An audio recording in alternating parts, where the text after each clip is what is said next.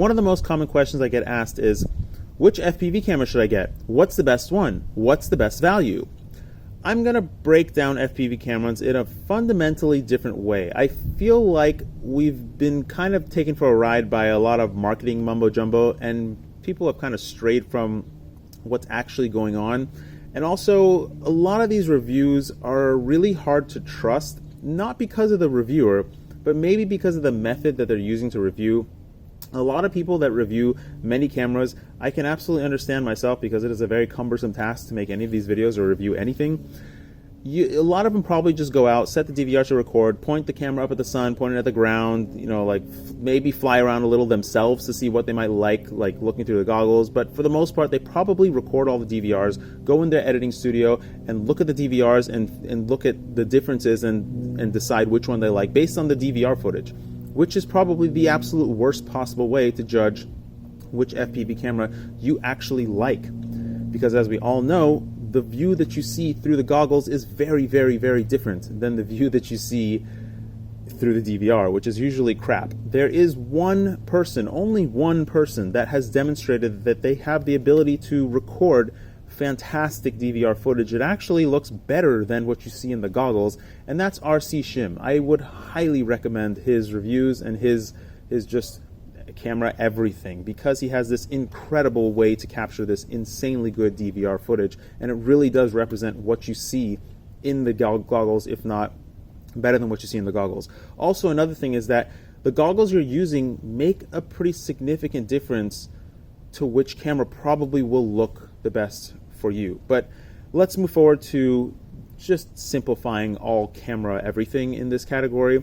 I personally only see 3 products in the FPV camera sector entirely. There are only 3 real products. They have tons of different names, but only 3 real products. And those 3 products are, number 1, the CCD camera. First of all, I'm not even considering anything bigger than a micro camera, because it's just pointless.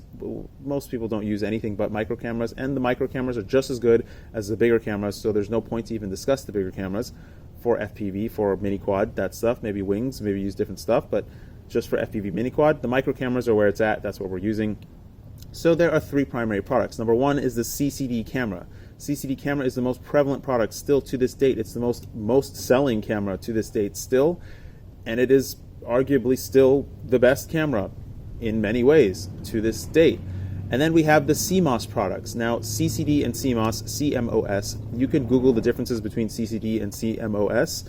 They are pretty profound. They are fundamentally different technologies. They do function completely differently. CCD arguably has better rudimentary basic properties. The CMOS sensors tend to have different properties. All of the high-end consumer products, digital SLRs, everything, those are all CMOS sensors, but they have been very highly developed, including the GoPro sensor, which I'll discuss at the end of this video, which is probably the most interesting part. When you highly develop a CMOS sensor, you can get some amazing things out of it. There are some highly developed CCDs. There's also another technology which is not as prevalent, which I'm not going to go over at all, because this video is not about any of that at all. So there's 2 basic fundamental products, which is the CCD and the CMOS, and then you have the third one, which is the large format sensor CMOS. And that is a product category all on its own, and that's the first thing I'm going to go over, and that's the first thing I'm going to show you. So I'm going to show you this comparison between the Night Eagle, just the RunCam Eagle and the GoPro Session 5 that I have on my quad. So somebody told me that somebody put Christmas lights on the trees that I normally fly around. So I went out there to fly one night, and I was expecting some, nice GoPro footage or something special from the GoPro. And I went out there and flew around, and it was awesome. I could see everything amazing. Like the Eagle looked incredible. The lights looked like they were like illuminating everything. It looked like they were like glowing. And when I took my goggles off, it was completely pitch black. And the GoPro clearly couldn't see anything at all. Just nothing. And one of the biggest reasons, maybe possibly for that, is because the GoPro sensor is a lot smaller than the Eagle sensor. So if you look at the Eagle sensor, I'm going to compare it in a second, but the Eagle sensor is a pretty nice size, and the GoPro sensor is smaller than this sensor. It's smaller than all of the other camera sensors that we typically use. And that's one factor as to why it may not be able to see as well in the night, but I was pretty shocked to find such a drastic difference between the 2 cameras. Now, let's go over what I personally think is the most important thing first. So I'm going to compare the Falkor to the Eagle, and the reason I'm going to do that is going to become very obvious. So let's look at these two. The one on the right is the Falkor, and the one on the left is the Micro Eagle. When you look at the two, you obviously notice that shiny, colorful section of the camera. That is the actual sensor. That's what's actually picking up the information in front of you, picking up all the detail of everything you're looking at. And you also might notice that the one on the left, the Eagle, is about 3 times the size of the one on the right, the Falkor. Now, the Falkor sensor is a standard size, and any CMOS FPV camera that you open up, you're going to find is the same size. And the CCD cameras are the same. They're all 1/3 inch or around 1/3 inch. They're all about the same size.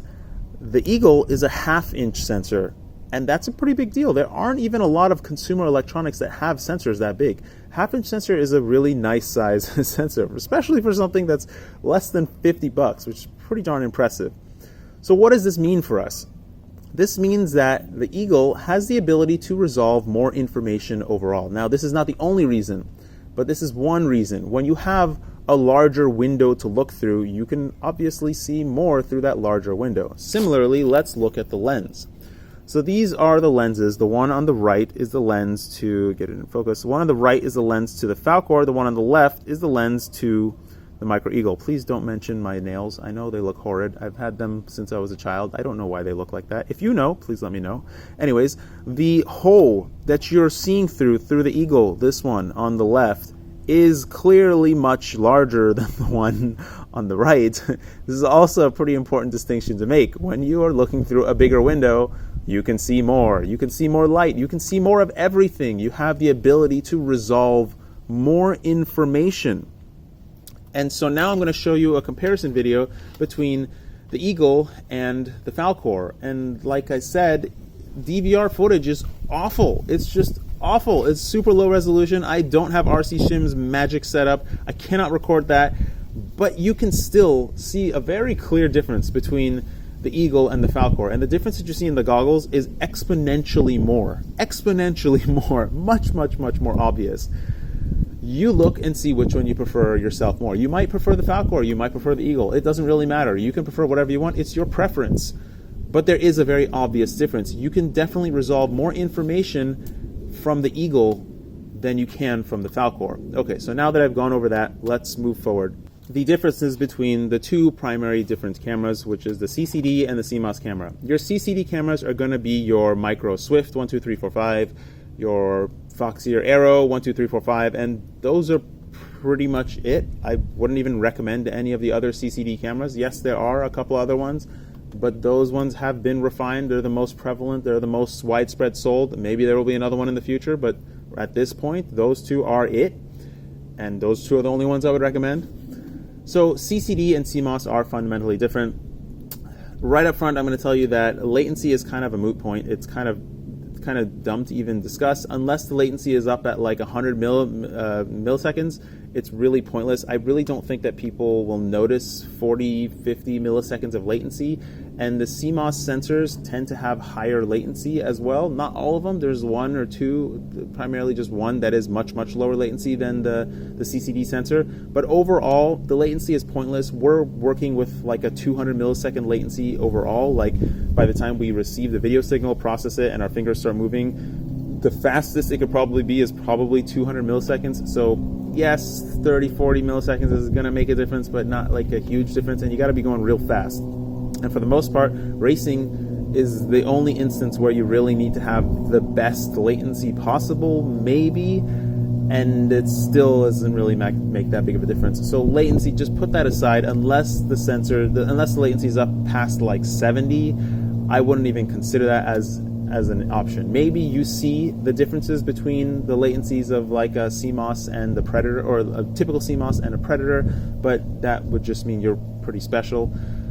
Okay, so CCD and CMOS fundamentally just handle light totally differently. Now, the CMOS sensors that we have now are a little bit more developed than they were originally, like back in the day, and all of these cameras now have wide dynamic range or some sort of HDR feature. On the CMOS cameras, the HDR, wide dynamic range, that stuff is kind of all in software. It's not really in the sensor. It's the processing of the image that's coming off the sensor, and a lot of the times that may be what is slowing the camera down, but a lot of times it's not as well, like in the instance of the Predator.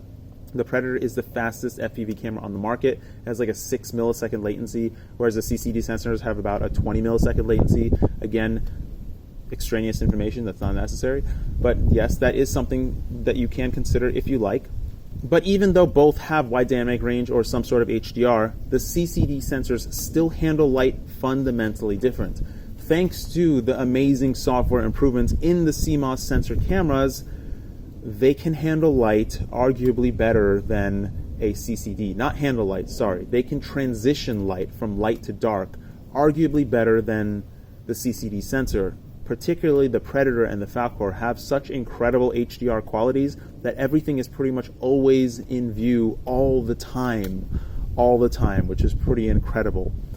But the CCD is no slouch. It does do light transitions very, very quickly, and I would say that the CCD has higher contrast overall. And if you compare a CMOS to a CCD side by side real quick, like two quads, really quick, turning one on and off, or switching between channels on your goggles, you will immediately notice that the CCD camera has a brighter looking image. Overall, the image just looks more illuminated. It just looks brighter in your goggles. Yes, you can adjust the brightness settings and whatnot, but that also means, to me, and at least I've tried it on HDOs, which are the only goggle that you can probably see a very big difference in contrast. You can see more contrast, you can see more stuff, you can resolve more light-dark situations, like light against dark situations in a CCD than you can in a CMOS, and that's just the fundamental difference between the two cameras. Now, the CMOSs do have another fundamental improvement over the CCD. They are sharper. They have more TV lines. And a thing about TV lines is that this is not digital. These cameras are all analog. They don't give you pixels. They don't give you 640 by 480. They give you TV line. TV line is interlaced, and you can consider it like half the resolution of what, or maybe 1.5 times, no, it's not half, like 0.75 times the resolution of what it actually is giving you. So a 600 TV line CCD is probably only giving you 300 pixels of actual resolution interlaced between one another. So it's like 1.5 times 300. So it's not exactly that, and that's a lot of the reason why we're okay with FPV goggles that have a resolution of 640 by 480 or something low and just garbage like that, because our cameras can't really pump out more detail than that. The HDR or the 800 by 600 resolution sensor screens on like the HDO or the HD goggles are nicer. They are maybe a little bit better, but it's not all that different from something that's lower resolution, and that's the main reason why our cameras just can't give you more resolution. So you get a sharper image from the CMOS, and you get a little bit less sharp image from the CCD. But the CCD, I think, maybe, I'm not 100% sure, I think it has these particular CCDs compared to the CMOS cameras that we are using, I think they have larger pixel sizes because they are much better at dealing with a wider range of lighting situations. I'm not talking about light-dark transitions. I'm not talking about like weird lights like flashlights or something, or LEDs or something, although LEDs do matter. I'm talking about like actual daylight versus twilight versus nighttime. Like, you can see a lot more in a CCD a lot more of the time compared to a CMOS. Now, the CMOS sensors, like the Predator and the Falkor, do look better to me in the daytime because they are sharper and I do like resolution, but the CCD has a much wider use compared to the CMOS sensors. And at the race I was at yesterday, people were actually swapping out their cameras. We were racing into the night. People were swapping out their CMOS sensor cameras for CCD cameras, or particularly the Eagle if they had one with them, because it was, well, the Eagle is a special situation, if they had one with them, because it was just so much better. Like, it was so much better. And I'm gonna compare the CCD to the Eagle in a minute. But fundamentally, the difference between CMOS and CCD is that your CCD sensor is going to give you a much broader range of lighting situation. Like, it's going to be more useful in a broader range of lighting situations. It has a global shutter, which is something I'm not going to discuss, which is a kind of non-issue anymore because the CMOSs have gotten better about that as well. So it's not even worth discussing. But some people definitely still see the difference between the two. And the CMOS sensors will have more resolution, but they will also have this little pixel shimmer effect, which I even turn down in my cameras. All these cameras have sharpening settings, and in fact, if you want to actually focus your lens properly, you need to turn off the sharpening of the camera, focus the lens, and then turn the sharpening back on. It's very difficult to get a proper focus on the lens if you have sharpening on, because it's just making everything sharp. But that pixel shimmer effect is annoying for a lot of people, so you should take that into consideration if you see it yourself. Some people just don't see it. Another benefit of the CMOS over the CCD is that the newer CMOS sensors have the ability to do light transitions much quicker, but like I said, the CCD is definitely no slouch. It is still fantastic, and those are the real differences between CMOS and CCD. I group all of the CMOS, the regular CMOS FPV cameras, in one category because they are all essentially the same.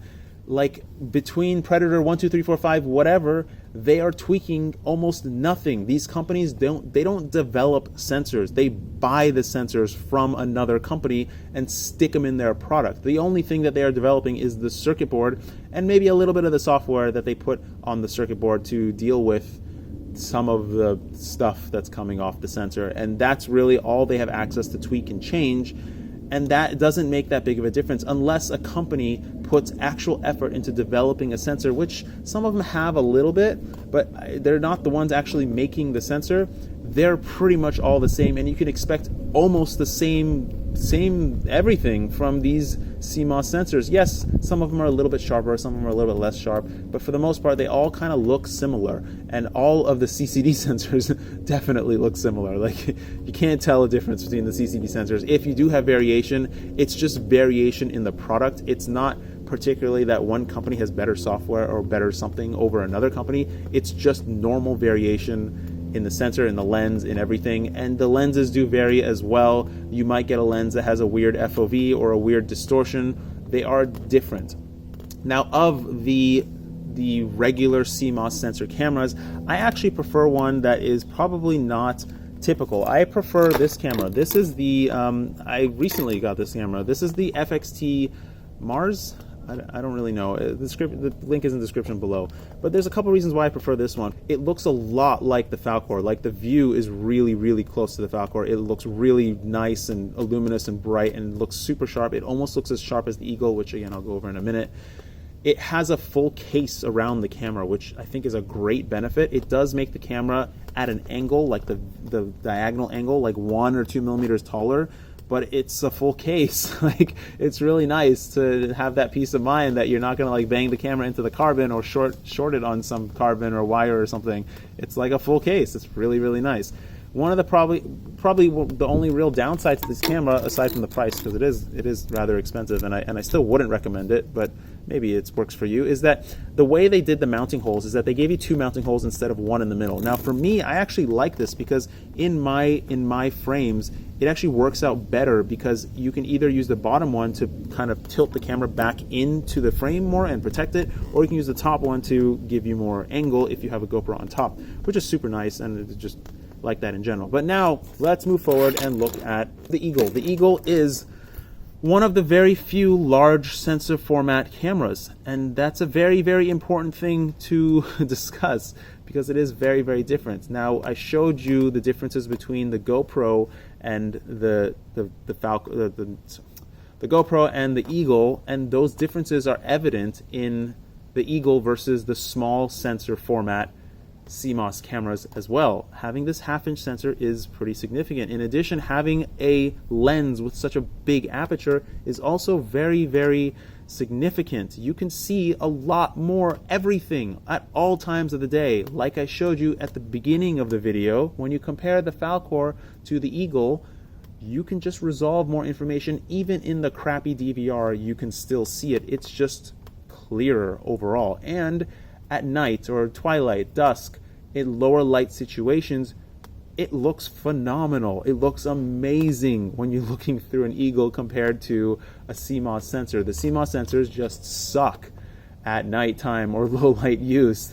Yes, some of them may have these software tweaks and tricks, but they essentially suck compared to the Eagle. And there is nothing that can compare to a sensor that's this big. There are a couple of FPV cameras that have sensors this big, and they are all fantastic at night. So now I'm going to show you the differences between these three cameras. I'm going to show you the Eagle versus one of the CMOS cameras, the best CMOS camera from the race that I saw, actually. This is the best view that I saw. Actually, I'll put two. I'll put the best and the worst view that I saw at the race of CMOS cameras, so you can get like a spread, and then a typical CCD view. And you'll immediately notice that the CCD view looks pretty darn good.